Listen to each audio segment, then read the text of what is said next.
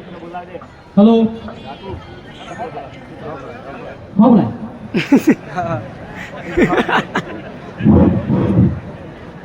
आज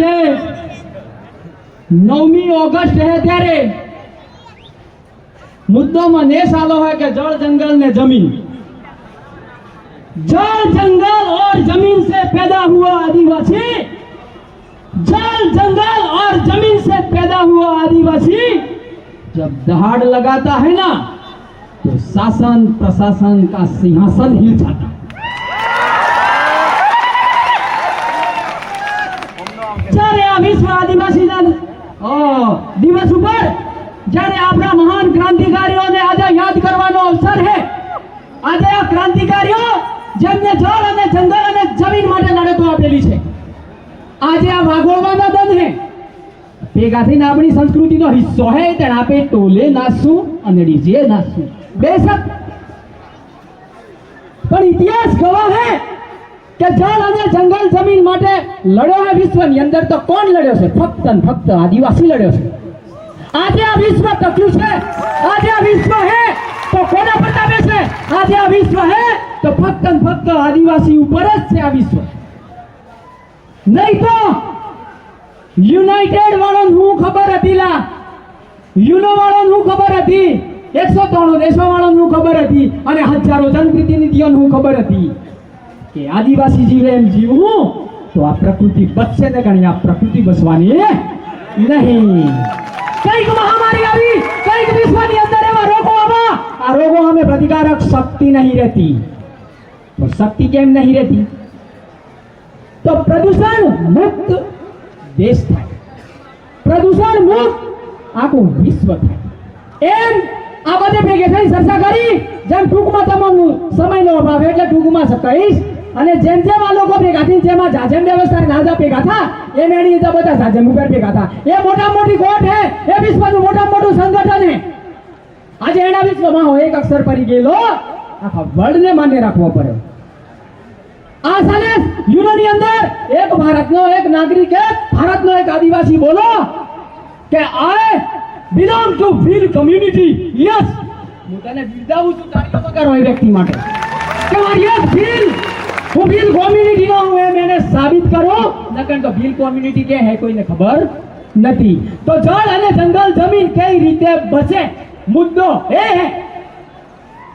આટલા રાઈટ આલેલા હે, માની લો કે 5મી અનુસૂચિ આલેલી હે, એના મોહનનો નેસો જે પ્રાવધાન આલેલો હે, આપણ જેમ જેમ પ્રાવધાન આલો હે એનો પ્રાવધાનોની અંદર તો બધા હક આલેલા હે। આપણને એક પણ હક બાકી નહીં કે આપણ શાસન નહીં આલું એમ।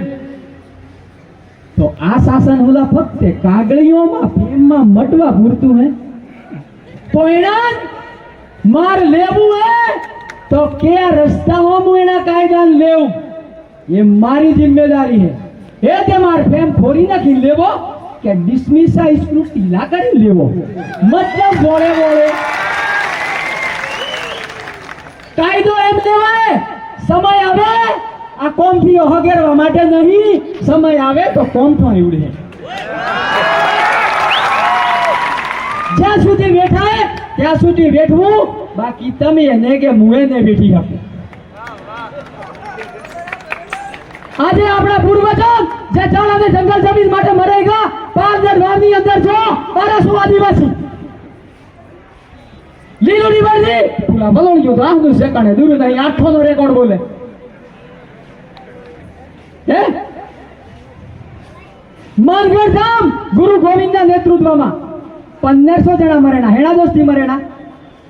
આ જળ ને જંગલ ને જમીન દોસ્તી ફોરેસ્ટ રાઇટ એક્ટ કાઢો, आर्टिकल 13 के पैसा एक्ट के panchayat extension to forest schedule area કહેવામાં આવે, અંગ્રેજીમાં પૂરું નામ નહીં યાદ મન। હવે આ બધા રાઈટ તો કાગળિયો ઉપર છે, પણ આને કઈ રીતે આપણે લેવા? જ્યારે ત્યારે આ કેસ થયેલા તે તો ના સુધી પટ્ટાવાળો ના હોરા આ પેલો ગોમ આ હોરા વેસીમાં વરે ગુડી નાખી દેતા, તે હજુ સુધી કોઈ એફઆઈઆર નહીં। પણ એફઆઈઆર અને શાસન અને પ્રશાસન આપણી વાત હોબળતું કેમ નહીં? જ્યાં સુધી તમારું મજબૂત નેતૃત્વ, જ્યાં સુધી તમારો મજબૂત આદમી, આ બે પહેલું है। एक આની અંદર જો આપણ બહાર કાઢે તો શિક્ષણ કાઢશે, અને બીજા નંબરની અંદર બારા કેદી કાઠે તો શાસનવાળા પ્રશાસનવાળા. તમારી આદિવાસીઓની આપણી હો, તમારી ને બતો નહીં આવી, તમે ભેગો ભૂત ભેગો પીપળો આવી તો. જ્યારે આપણે આ પોખ બે મજબૂત કરવું તો આવનારા સમયમાં તમારી પેઢી બચી શકશે અને મારો બાળકો બચી શકશે. નગણ આપે કોઈ હોણામાં હા બેઠેલા હોય એમ બેસતા રહેવાના, અહીંયા બસવાના કોઈ નહીં આપણે. તો મારે એટલું કહેવાનું હે કે આવનારા સમય અને પોતાના રાઈટ અને પોતાના અધિકાર બચાવના હે તો આજ તમામનું ખરેખર આ મંચ ઉપર હું ભલામણ કરું પાછું. આદિવાસી સાર્વજનિક સેવા ટ્રસ્ટ જે છેલ્લા 4 વર્ષથી સંઘર્ષ કરી રહ્યો છે એને એલાઉન્સ કરવું હે, પણ મારે એમ કહેવાનું હે, હું કહેવા હોય તો સંવિધાનિક વાત કરવાની, કોઈ કાયદો હાથમાં નહીં લેવાનો. પાયો ખરાબ એને લાગે નાગ મરે ને કે પેલો થાય ને નોતરો દોર મારે.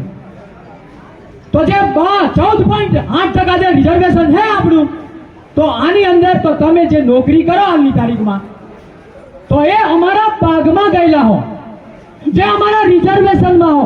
માની લો એક્ઝામ્પલ તરીકે કે મારી આર્થિક પરિસ્થિતિ નબળી છે અને હું પડી નહીં શકો, મારા મા બાપને હું દોષ નહીં દઈ શકું કારણ કે મારી આર્થિક પરિસ્થિતિ નબળી હતી, પણ આમાં મને સવલત નથી મળી. તમે તો એજ્યુકેટેડ હો, નોકરીયાત વર્ગ હો, તમારા બાળકો કે માં પોસ્ટ નોકરી કરે કે નહીં કરતા?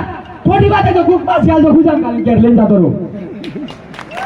તો કે જનરલ સીટ ઉપર ગયો, જનરલ સીટ ઉપર તું જનરલ સીટ ઉપર મેરિટમાં આવો તો જાતન કન પૈસા નહીં લેવા માંગ. પણ બાકી છે અમારા હિસ્સાના, હું નહીં પણ એક હોય તને કહું, મારા હિસ્સામાં જો તમે નોકરી કરતા હો હાગી આદિવાસીઓ તો આવનારા સમયની અંદર 12 મહિના થાતે થાતે સાર્વજનિક સેવા ટ્રસ્ટનું જે સમાજ સંકુલ બની રહ્યું છે ને એનો આખરી ઉપાડી ચાલે છે. વિકાસ કોણ કહેવાય? ઓટોને નકારે નાસીને જતા રહે હું એને વિકાસ નહીં કહેવાય. એ સંસ્કૃતિના હિસ્સા હે, એ બધા ભાગ હે. સમય ઉપર એને યુઝ કરવા પડે, સમય ઉપર એને વાપરવાય પડે કે બધું તો કાલી બેનું તો ખાહે આપોને એ તો કોઈ ગમે નહીં આવે.